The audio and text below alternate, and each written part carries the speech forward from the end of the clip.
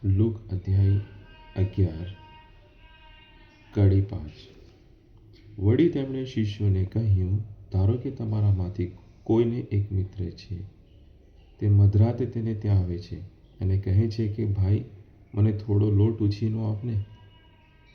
પ્રવાસે નીકળેલો મારો મિત્ર મારે ત્યાં આવી પહોંચ્યો છે અને તેની આગળ ધરવા મારી પાસે કાંઈ નથી, તો શું અંદરથી પેલો માણસ એમ કહેશે, મને પજવીશ નહીં, બારણા ક્યારના વસાઈ ગયા છે, મારા છોકરા અને હું સૌ સૂઈ ગયા છીએ, હવે મારાથી ઉઠીને અપાય એમ નથી. હું તમને કહું છું કે એ માણસ મિત્રતાને નાતે ઉઠીને ભલે ના આપે, તેમ છતાં તેના આગ્રહને વશ થઈને તે તેને જે જોઈએ તે આપશે. અને એટલે હું તમને કહું છું કે માગો એટલે મળશે, શોધો એટલે જડશે, ખખડાવો એટલે બારણાં ખુલી જશે. કારણ જે કોઈ માગે છે તેને મળે છે, જે કોઈ શોધે છે તેને જડે છે, અને જે કોઈ ખખડાવે છે તેને માટે બારણાં ખુલે છે. આ પ્રભુની વાણી છે. પ્રભુ અહીંયા કહે છે, માગો એટલે મળશે, શોધો એટલે જડશે, અને ખખડાવો એટલે બારણાં ખુલી જશે. તો જીવનમાં પહેલાં જ્યારે પણ પ્રાર્થના કરો ત્યારે પ્રભુ પાસે માગવાનું છે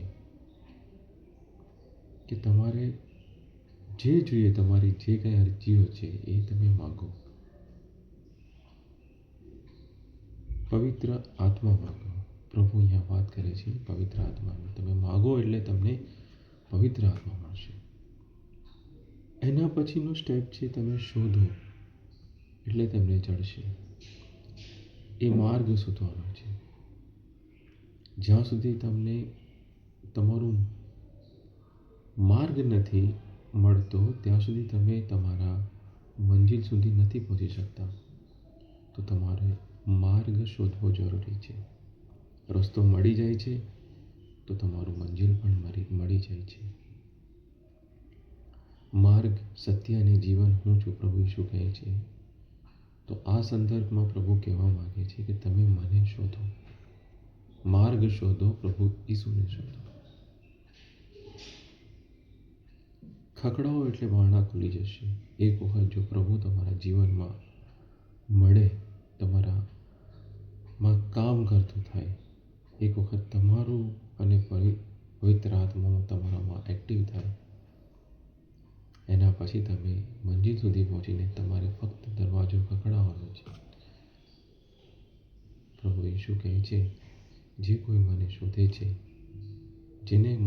જેને તરસ લાગી છે તે મારી પાસે આવે, હું એને પાણી આપીશ. એ ક્યારેય તરસ્યો નહીં થાય. પછી તમે તમારા મંજિલ સુધી પહોંચશો. સો માગો એટલે મળશે, શોધો, માર્ગ શોધો, પ્રભુ ઈસુને શોધો એટલે તમને જડશે, અને ખખડાવો એટલે બારણાં ખુલી જશે.